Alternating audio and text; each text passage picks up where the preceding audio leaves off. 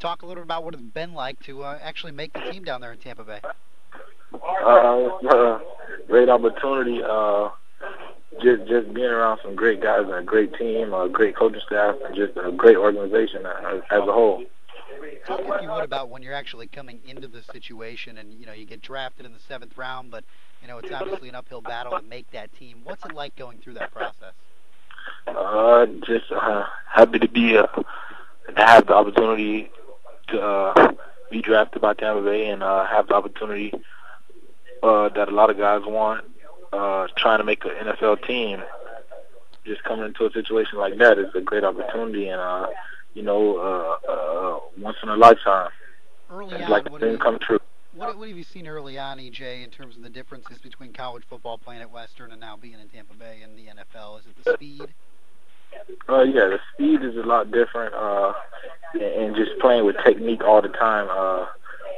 Like in high school and college, ability takes over, because you don't have to know what you have to do all the time. If you're just fast or, you're a strong guy, you're going to win sometimes. But here, it's not like that. You have to know what you have to do, and you have to play your assignment, and you have to be on the details of everything.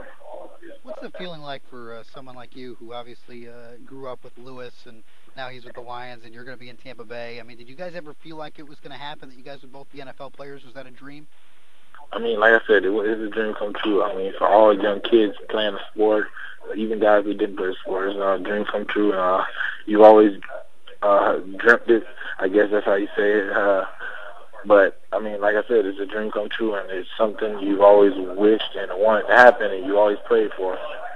Western Michigan, your former team, obviously had a tough loss on Saturday to Michigan. Were you watching that game? Did you think they had a shot early on?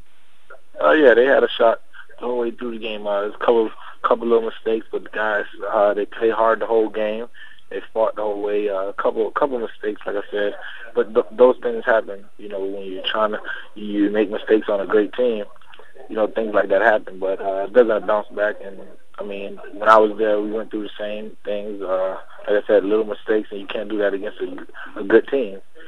And you have to just keep fighting. And that's what they did. And they're a young team, and they just have to learn from it.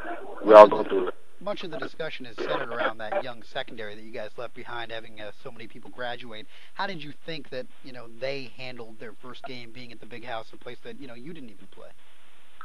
I mean, like I said, that's an even greater opportunity, I think, to go play in the biggest college stadium, seats the most people, and to play in that atmosphere. The first game, I mean, that it doesn't get any bigger than that. I think those guys just came in there. They play hard. Like you said, they're young, and they're going to learn from their mistakes. Because when I came in, we were a young secondary too. We were all freshmen. We were 3 freshmen and 1 sophomore in secondary our first game, and we got beat on some plays, but we learned from it, and you just grow from those things. And when you get to your junior, senior year, things like that don't happen anymore because you know what to expect. When you looked at this team in Game 1, how would you compare this secondary to when you were a freshman and you guys were playing Game 1? They're pretty much the same, I guess. I should say they got a lot of athletes back there, a lot of fast guys that can run around, and they probably have a little bit more depth than when I was a freshman back there. Those guys, they have a lot of guys that can rotate in at corner and safety. And like I said, they're great athletes, a lot of great ball hawks. A lot of those guys red-shirted and seeing what it takes. So, like, they're gonna be.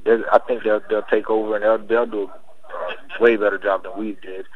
Just learning from us and learning from our mistakes, and then just being around the program and the team. And those guys have been together so long.